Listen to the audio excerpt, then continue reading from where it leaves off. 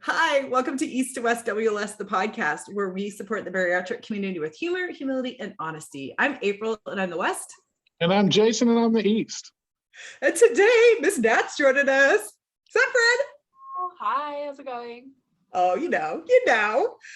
We are super excited today to reflect on our back to basics challenges. We all committed to something in the beginning of September, and we are now at the end of the month. And we have walked away with some wins. We've done some learning, and we've had some setback. Our conversations is really just going to center around, right? Like, what were those goals? How did they go? And then what are we going to carry with us into October? Yeah. Sounds like a plan. I've got some wins. I know we all have some wins, but I also have some learning. So I'm very much excited to really dive into this conversation. So I think we just get right into it. What do you guys think? You ready? Let's do it. All right. First things first. What did we all commit to in September? Nat, why don't you share with us first? I committed to sticking to my meal plan. If you're watching, Hooper just jumped up on my lap. He says hello. I committed to, just sticking to a meal plan, ordering out less often, cooking for myself, and then also sticking with my water goals, making sure I prioritize water, because I always feel better when I'm hydrated. So those were my goals.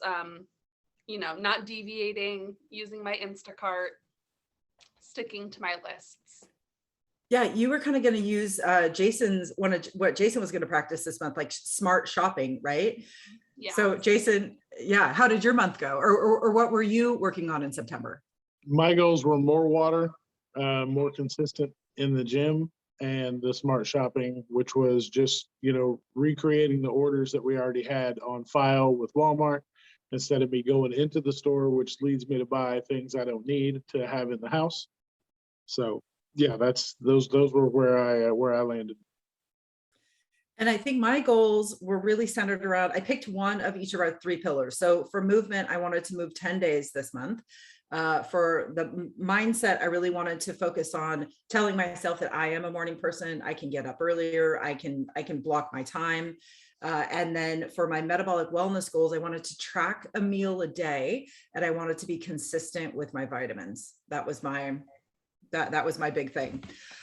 So maybe let's start with our end results, and then let's talk about where we had the wins, where we had the setbacks, and kind of what we're going to carry forward with us. So Nat, where did you end up with your September results? Yeah, I feel like I did really well. I definitely did not eat out as often, which was great. I really tried to stick to eating what I had in the house and not letting my emotional eating or, binge eating past overtake me if I had a rough day. And even, I went to a wedding.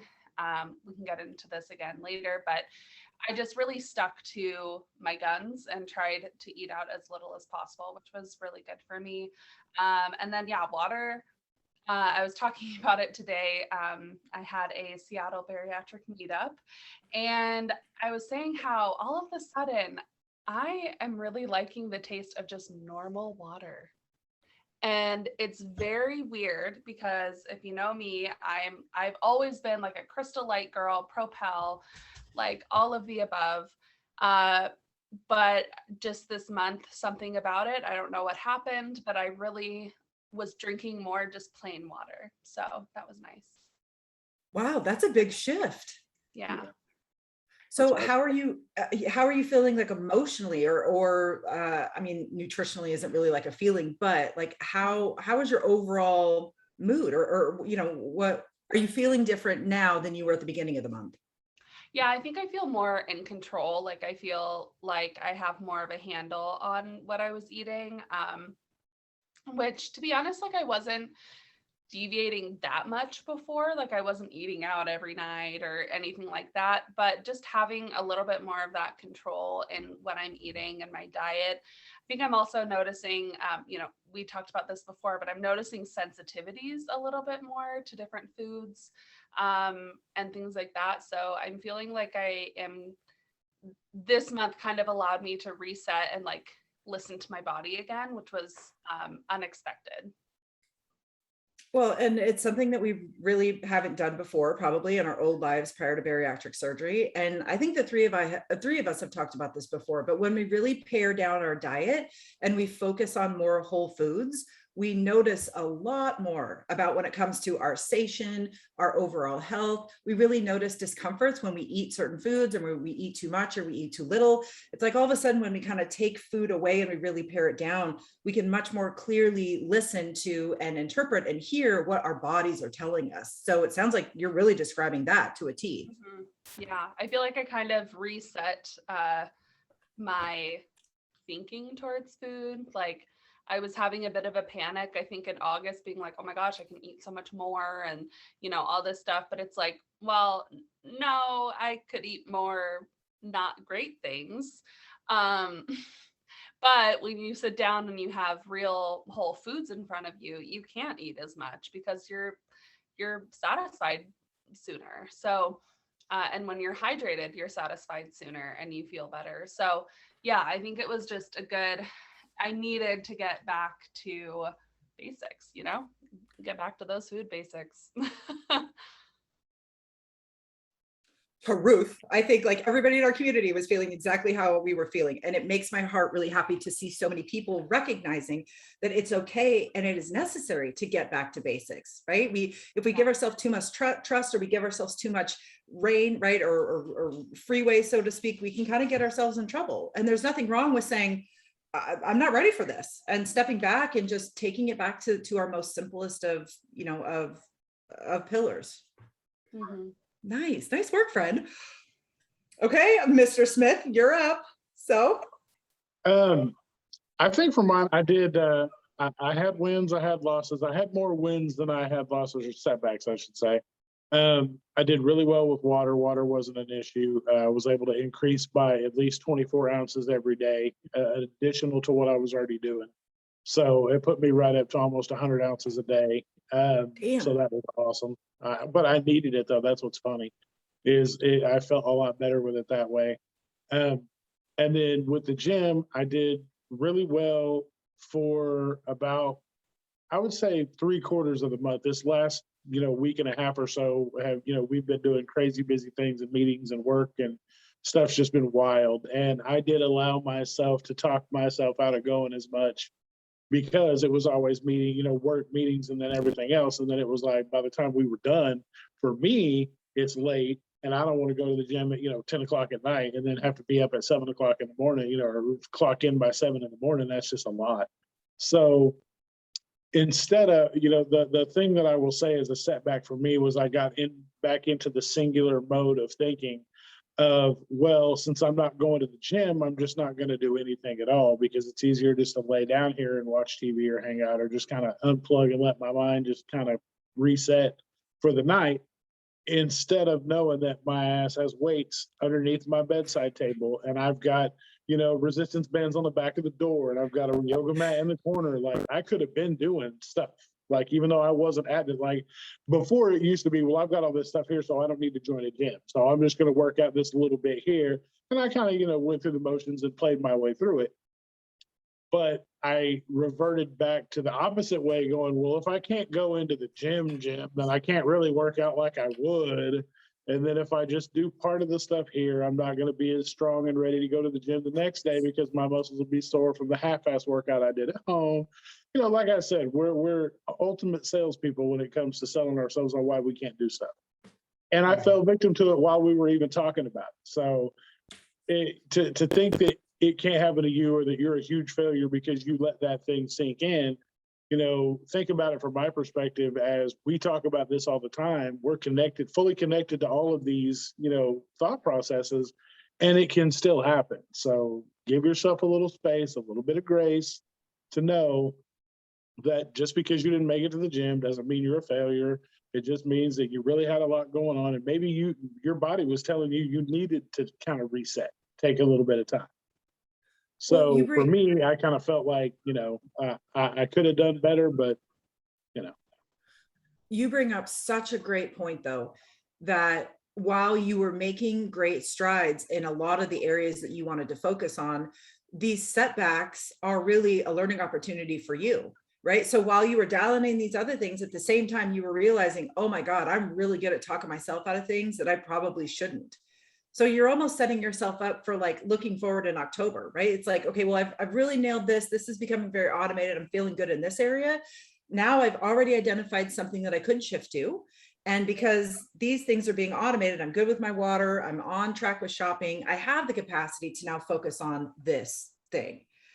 So, I mean, in a lot of ways, it's growth everywhere. And even though, sure, it was a bit of a setback, what you learned, I think, is 10 times more important than didn't happen. Yeah, well, definitely, because also moving forward, I will now think about more along the lines of, while I may not be able to do my complete workout that I would do at the gym, doing some workout is better than no workout. And the stuff that I do at home with what I have available is different than the stuff I do in the gym anyway. So there's only 2 exercises that I would do in the gym that I will do here at the house with what I've got. Everything else is working different parts of the body that I just don't, that I don't do, that I have better access to do different body groups at the gym. So in essence, it really will, it kind of did lend me to the fact that I do still need to be moving, period. Mhm. That's a powerful takeaway. There's a lot there. Yeah. Indeed. Well, so you guys know I love my trackers, right? These are like my bread and butter. And I was really excited because I stayed faithful to them. And while my 10 days of movement goal, I have not achieved that. That needs more work. What I am really proud about is I have a lot of X's on this tracker. If you guys are watching on our YouTube channel, you can see there's a lot of X's and there's a lot of lines. And those X's mean I completed it. Those lines, just a single line, means, well, I did it halfway. And when I look at this is 1,000 times better than what was happening in July and August. And for me to know that I really engaged with my meals, with my vitamins, with my water, with my movement, with my mindset often, I feel better. And like what you said, Nat, earlier, I feel much more in control of the things that I can have control in. Mhm. I am seeing results kind of in my clarity. Like I'm feeling like I'm crossing all kinds of things off my list. Even though we have a lot going on, I'm able to focus and dedicate my time into these areas. And I am getting up earlier, you guys. I mean, some mornings I have 6 a.m. meetings for me, which is unheard of. And I'm up and I'm doing those things. So I might not have met my goal to be up at 5 a.m., but I'm certainly doing much better when it comes to that. And I've seen a really great response on the scale. So I got up to 218 pounds. And today I stepped on the scale at 208. Nice. So things are working. And that was where that data, I was up. I knew that it wasn't a big scary regain, but that was not only a number that I didn't want to see, but my clothes were fitting weird. I just didn't feel great. So that's not a happy, healthy weight for me. So to know that I'm back down on the scale is good. And the reason that I am down is because I am so aware. I was tracking my food. Even though I didn't track every meal, I could see those macros. And on some days it was like, oh my gosh, I am way high on my carbs, or I am not even close to my protein. And I could make changes throughout my day based on that. And you guys know I ordered Berry Box meals. They are phenomenal. I am so happy with them. It has really lowered my food anxiety because I know that I always have a bariatric friendly meal in my freezer or in my house that I can go to. And I cannot believe how delicious they are just straight out of the freezer. And I am blown away. I thought that the portion was too small for me, the Berry Box portion. It's not. It's actually just right. And when I finish that meal, I am full. I am satiated and I am full. So that was telling me I was eating way too much before. I was kind of like what you said, Nat, right? Like, oh no, I was eating a ton of the foods that I shouldn't. But when I ate real whole food, I was full. Mm-hmm. I mean, it's like, okay, well, there's clearly a takeaway there. So, Awesome. So let's talk a little bit more about our wins and our setbacks. what were some wins that you guys really experienced it and you were excited about? Nat, why don't you start us off?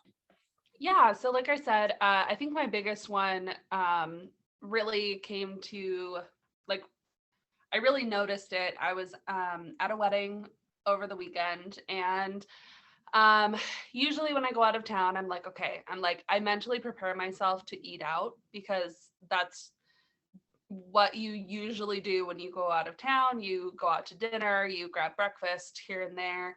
Um, that's just our culture. And stayed at my cousin's house, and I was like, we can order in if you want. Like, I don't want you to have to cook or like, whatever.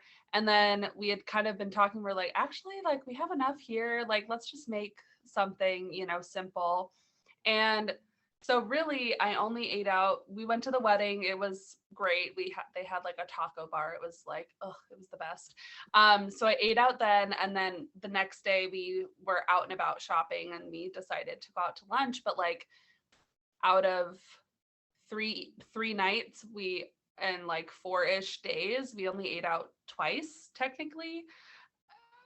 That would have never happened before, but I was already kind of in that mindset, like, I'll help you cook, like, if you want, but I don't want to like put you out, but like, I'm willing to cook a meal or, take care of this or that. And I kind of went into that weekend with that kind of clarity of being like, I don't really want to eat out.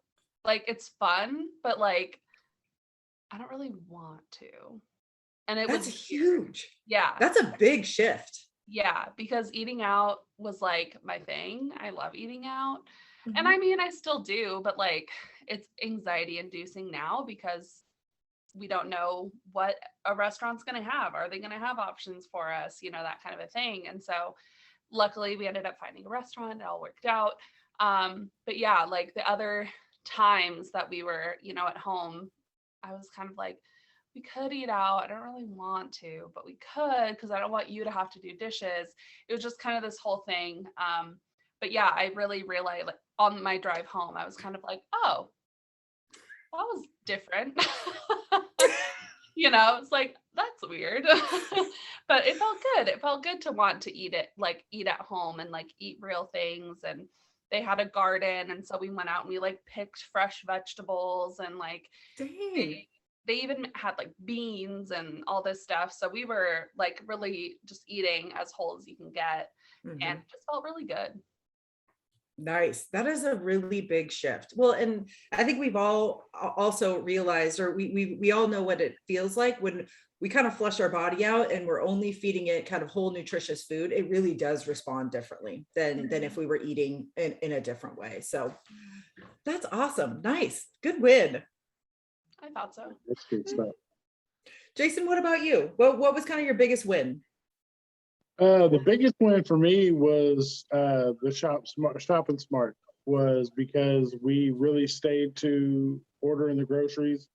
Normally where I'll go to the store after work, maybe I'd probably say 4 out of the 5 days of the week, I'll run to the store for whatever the hell I think we need that we don't really need. Um, and I think I may have gone to the store maybe 5 times total the month. And even when I did go, I beelined it straight for what it was I was going for. Self-checkout hit it because that way I didn't have to wait in line. I didn't have to second guess thinking about anything. I ran through self-checkout, threw that shit across, paid, and was like, gotta go. Went right back to the truck and took off. So I adjusted not only my pathway through the store so that I didn't hit any of the, because I've got that store down now in my hand. I could walk through it in the dark. But I get to a point now where I know what to avoid. And so when I do have to go and get things, I can hit those areas, make it back to the checkout without ever tempting myself through the places I don't need to be. So Dang, that is nice. This might be a totally random question. You might not know the answer to this, but did you guys notice, did you save any money this month because you were kind of shopping differently? Oh yeah. Oh, that's like a double bonus. Because I'll blow an easy probably $30 to $35 a day at the store because I'll just buy just when I'm up there grabbing stuff because I just grab 2 or 3, 4 things for not for just today, because I'm also thinking about tomorrow. And then what about the next day after that? I'm going to want some of this for that day, or maybe I'm not feeling like it, but I know I will. So I'll just toss it in the basket before I know I'm anywhere between $25 to $35 on top of the grocery budget. So you take that out, because that's another probably $150, $200 a week that I'm blowing just on, by daily purchases that we don't need. Wow. Yeah. Yeah. My girlfriends and I, we have a girls' night once a week, and my best friend, we all gather at her apartment, and she lives by, April knows about PCC. It's like a very bougie, delicious grocery store. And I My don't favorite have place. one. I know, same. I don't have one like accessible to me, like where I am, but she literally lives above a PCC. And so I That used would be, to her oh my house God. and just be like, oh, I don't have to think about dinner because I'm going over to PCC and I can just grab whatever I want. Well, I was very diligent this month and I said, okay, I'm going to PCC to grab what I need, like if I'm even going to go.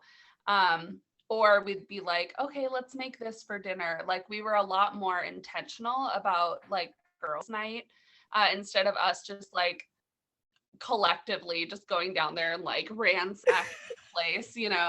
But I would do that once a week. And before I was dropping like $40, like $40 to $50 on just like the most random stuff, because I'm like, I know I don't have a PCC near me. And so I'd just be like, so yeah, being more intentional, being like, no, I have this at home, or I can bring my dinner tonight, or, something like that, where I'm more intentional about it. I spent a lot less money for sure. Yeah, see, our Southeast coasters will understand that's our Publix is our PCC, and they literally have everything, and they make everything with love, and they care about you so deeply. They're like I always tell everybody they're the Chick-fil-A of grocery stores, because they just care. And everything you do, like if you left a bag at the store, they'd probably bring it to your house and put it up for you.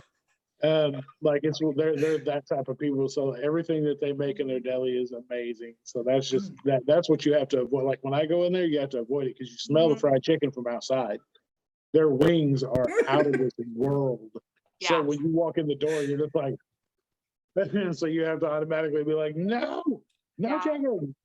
I mean, that's part of their marketing, because they want your shopping experience to truly be an experience, right? And so they're getting you with these hard to find items, or these bougie items, or these like artisan pickles from who knows where. And you're like, I will totally pay $5 for a giant pickle. I mean, because it's handpicked in Vermont, it's like, God, why? Pesto, the all vegan pesto, it is so good. It doesn't even taste vegan. Oh my God. I would bathe in it. Same with their That's your new skincare routine. Oh my God. Yeah. New skincare routine coming soon. But seriously, I mean, I find myself, I'll just like browse the aisles, because it's some stuff that I don't see at Fred Meyer or like Kroger, so yeah, I would drop $50 to $60 alone. Oh, friends, I have a Metro Market opening up here in Gig Harbor, and let me tell you, Grady has already hot carded me. He's like, you are not going. Nope. I'll take your debit card is gone. I'm giving you cash, because he knows I will just lose my ever loving. Yeah, exactly. Thank you, Nat. The struggle is going to be beyond real. It's going to be. Market chocolate chip cookies are just end game. I can't. Everything in Met Market is where I'm at. A really big win for me this month was coming to the realization that while planning and tracking and being intentional about thinking about certain things might seem anxiety inducing at first, it actually helps me be more calm on the grand scheme of things. Yeah. And that was really kind of an aha moment. I mean, you guys know this month has just been crazy. My personal life is crazy. East to west is crazy. And it feels like every second of the day I am doing something. And there are days where I just feel so overwhelmed. But on those days, I'm not turning to food, and I'm not turning to alcohol. I'm kind of just turning inward. I'm turning to my planner. I'm turning to reading. I'm turning to tracking. I'm moving through the emotions as I think a person that has a healthy relationship with food is. And that is not turning to it and just continuing to use it as nutrition and then look for coping mechanisms elsewhere. So that was a really big win for me this month, which was exciting in a lot of ways. That, and I mean, being down 10 pounds, that helps too. Yeah, I can see how both of those are big wins. Right. Yeah. So what is something that we maybe struggled with this month, or what is the thing that we learned from our getting back to basics in September that we want to carry forward with us in October? Mhm. Jason, what about you?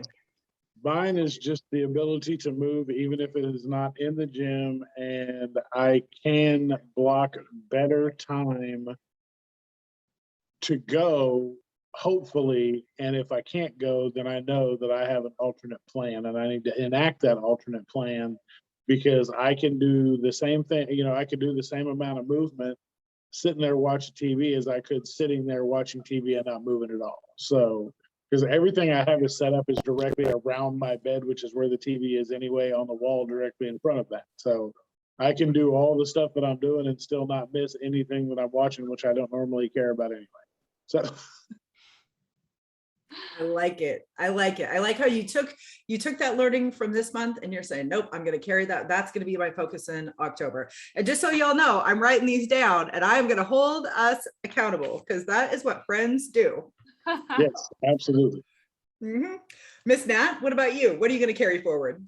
I think for me, I realized I had to block, similar to Jason, I have to block out my time because I'm relying more on whole foods and having to cook whole foods for myself. I'm realizing how much it does take time, and it is time consuming. And I really noticed this month, when starting a new job and, juggling, east to west, like we said.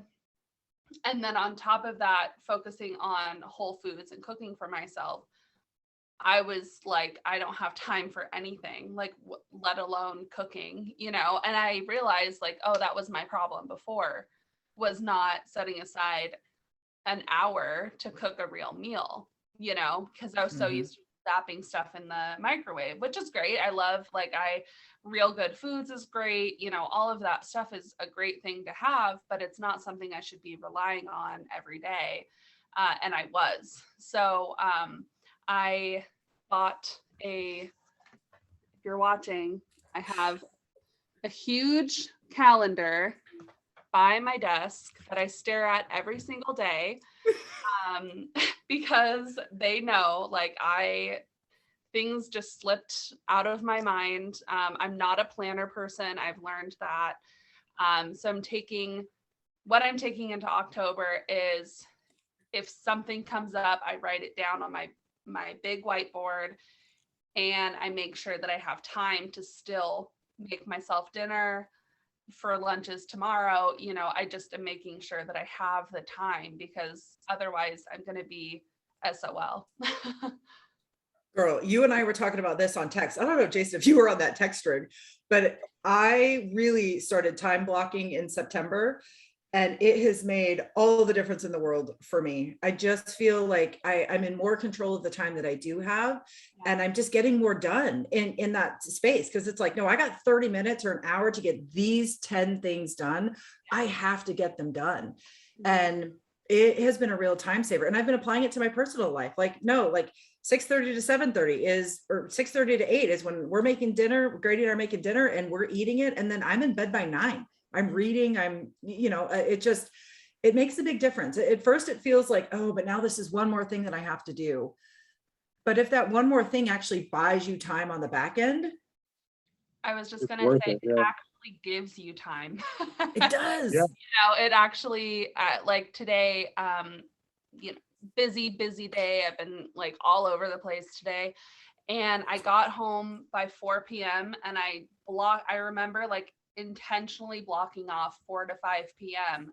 to just do nothing, to literally just sit in silence and pet my dog and just breathe. And I mean, am I still tired? Yes, of course I am. It's been a long day, but I feel more present as I'm sitting here recording this podcast, because I blocked out that time instead of saying, oh, but I should be doing this or that. No, you blocked it out. 4 to 5, you're doing nothing. You're sitting. I literally had nothing on in my house, like silence. Yeah. And it was great. Oh, one of my most favorite sayings is that sometimes we have to go slow to go fast. Yeah. Yeah, that's And 100% true. Yeah. Yeah, right. Like we really do need to take time to go a little bit slower, to figure things out, to do nothing, so that we can move faster at a different point. Yeah. Well, with so much information and so many things at our fingertips today, we grossly underestimate the power of unplugging and, just like Nat said, sitting in silence, just not doing anything. Any screen at all, not your phone screen, TV screen, computer screen, none of it. Don't look at any of that shit. Set it all down, take a few deep, like you don't have to do it for an hour if you don't have an hour, but you know you've got 5, 10, 15 minutes where you can build in and just put everything down and just sit and breathe. I don't care if you have to go hide in the bathroom.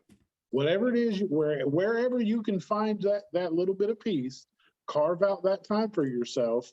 Yep. And take it. But I guarantee you, once you start, even if you start with a small amount, you're going to find more as the days go by. I promise you that, because you're going to realize what that does for your soul, and you're going to crave that. And so at that point, you're going to start thinking that other things aren't quite as important, and they're going to start going to the back burner. And that peace is really, you're going to start hunting for that peace, because trust and believe, it makes a difference. Yeah, it's like I talked to my mom very briefly before because something funny happened, but I said, yeah, I was just sitting there in silence, and she was like, oh, okay, like, because she does that all the time, you know, she's like, that's not anything abnormal. Like, no, like I did nothing for the last 45 minutes and it felt great. I was like, you know what it feels like? It feels like a bubble bath for my brain. Like just nothing inputted. Nothing. Just, it felt like I just had a bubble bath for my brain. It's so funny that we should be talking about this. I'm reading a book right now called The 5 a.m. Club, and it drives me crazy, but it's been excellent. And that one of the tenets of that book is to set time aside to do nothing, and the importance of giving our brain this break, and how all of these digital distractions really almost enslave us to getting nothing done. And we just kind of keep kicking the can down the road. And it's always a catch-22 for me, because I rely on Instagram for support. I rely on podcasts. I rely on these types of supports to get me through. But if I'm constantly utilizing them, then I'm actually not doing the work. I'm not doing anything that I'm learning. So to take time away to do just what you guys are saying, to do nothing, is necessary and needed to actually apply what I'm trying to do. Mm-hmm. Yeah. Yeah. Mind blowing. If you keep doing it the way that we do as a society right now, you don't get the value from it, because you're just constantly scrolling, seeing it flash before your eyes, but you're not actually internalizing, because your brain hasn't reset. It hasn't chilled.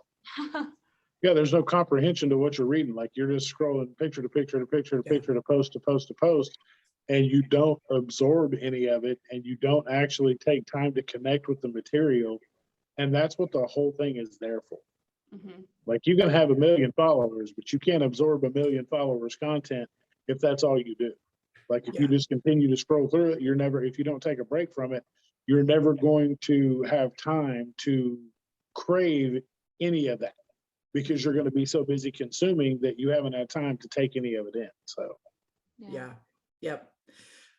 Well, what I'm carrying forward into October is really kind of what all of us have been talking about. I'm going to continue to time block. I'm going to continue to track the things that I did last month, which is track a meal a day, take my vitamins, and get in at least 60 ounces of water. So I'm just going to continue, because it's not automated yet for me. So I need to continue to do that. Movement is something I'm definitely missing. So I'm going to up my goal from 10 to 12 days in October. And then meditation. I was so stressed out the other day. I was on a walk, and literally my brain just said, you need to meditate. You need to sit and do nothing. And I did it. I went and I sat on my back patio for 10 minutes, and it was glorious. So I want to do that weekly. I don't know. I'm going to set a number. I haven't figured that out yet, but that's what I want to carry into October. It's important and it's necessary and it's needed for me. Absolutely. Agreed. Well, I'm really proud of everything that we achieved, you guys, in September. It was a lot. It was. September was a lot. It was a lot. I mean, really, when I think about it, we all went through a major transition, right? With work and with our personal lives. There were big things that happened. And on top of that, we committed to doing some very big things in our bariatric life. And we walked away with some huge wins. And we walked away with some monumental understanding of where we are and where we want to go. So in my book, it was a hugely successful month. And I'm very proud of all of us for what we were able to accomplish because we rocked it. Nice work, friends. Yes, nice work. Absolutely. We did well, I believe. Mm-hmm. So, and don't worry, I wrote down all of our things. So we will make sure that we check in with each other in October. I think it's really important that we kind of set these intentions and then we model for the community how we can move forward, how we can continue to say, nope, I'm going to work on this. And then how we can use our friendship as an accountability tool to help us become the people that we want to become. So I'm very excited for that conversation. It also shows people that, it gives people kind of the roadmap of knowing that it is a process. Process is the biggest word. It's a journey. It's a process. We're not going to jump out in October and go, okay, well, we had all October licked and it's only the 5th. Woo! Like, it doesn't work that way. So showing people that's how that it does take the entire month to figure it out and get it all situated, that, lets people know that they haven't derailed by the first few days. Nope. Absolutely. All right, friends, let's do a little east to west housekeeping. We kind of have some things that we want to make sure that our friends and our followers and our listeners know. Nat, you wanted to share something about Sundays.